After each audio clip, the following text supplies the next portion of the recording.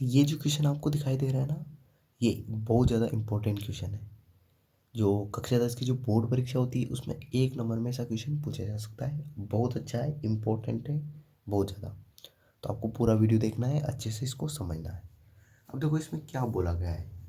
इसमें बोला गया है कि संख्याओं 1 2 3 डॉट डॉट डॉट n का माध्य है। 4 ऑप्शन दिए हुए हैं अपनों को। ए बराबर है, पहला ऑप्शन है n कोष्टक n+1/2। ऑप्शन नंबर बी है n/2 और ऑप्शन नंबर सी है n+1/2 और ऑप्शन नंबर डी है कोई नहीं। ठीक है, अब हम लोग को 4 ऑप्शन दिए गए हैं और संख्याओं 1 2 3 डॉट डॉट डॉट n का माध्य बताना है। अब देखो मैंने आपको माध्य का एक सूत्र बताया था। माध्य कैसे निकालते हैं? राशियों का योग बटे राशियों की संख्या। मैंने एक सूत्र बताया था आपको, राशियों का योग बटे राशियों की संख्या। मतलब माध्य कैसे निकालना हम लोगों को? जो संख्याएं दी गई है उन सभी को जोड़ दो। जितनी भी संख्याएं हम लोग को दी गई है उन सभी को जोड़ दो और वो कितनी संख्या है उसका भाग दे दो, तो आपको क्या मिल जाएगा? माध्य मिल जाएगा। क्या मिल जाएगा? माध्य। तो माध्य का सूत्र होता है, माध्य बराबर होता है राशियों का योग, राशियों का योग बटे राशियों की संख्या। ये सूत्र होता है। अब देखो, अब यहाँ पे समझना, राशियाँ क्या है? 1 2 3 डॉट डॉट डॉट n। तो इन सभी का क्या करना है? योग करना है। तो यहाँ लिख रहा हूँ मैं 1 + 2 + 3 plus dot dot dot dot plus n। ठीक है, बटे कितनी कितनी राशियाँ हैं ये? तो n तक जा रही है तो n राशियाँ हैं। n राशियों की संख्या कितनी है? n है। ठीक है, अब देखो इसका योग कैसे निकालेंगे? ये समांतर श्रेणी है, समांतर श्रेणी है, कितने पद है? n पद है। तो इसका योग ज्ञात करने का सूत्र देखो, योग ज्ञात करने का सूत्र क्या होता है? Sn। Sn समांतर श्रेणी का योग ज्ञात करने का सूत्र क्या होता है? Sn बराबर होता है n/2 2a plus n-1 into D. ये सूत्र होता है। अब देखो प्रथम पद क्या है इस समांतर श्रेणी का?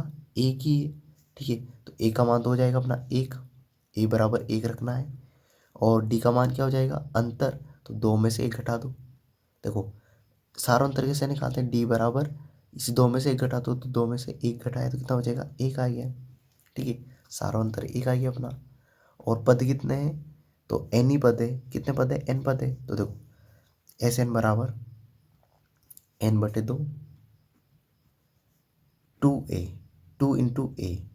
ठीक है, तो ए की जगह कितना रखना है? 1 प्लस n-1। n की जगह n का n ही रखेंगे क्योंकि n पद है।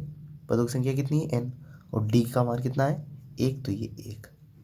ठीक है, अब देखो यहाँ से समझना है इसको।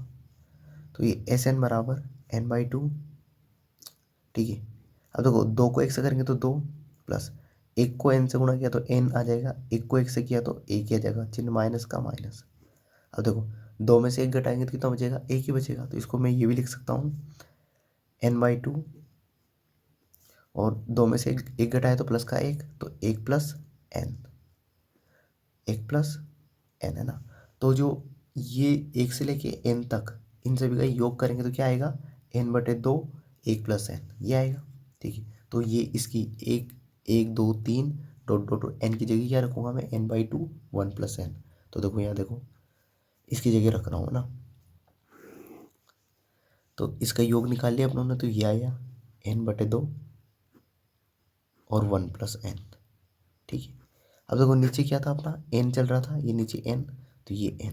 ठीक है, अब देखो ये n से n क्या हो जाएगा? कट जाएगा, ऊपर है तो क्या बचेगा?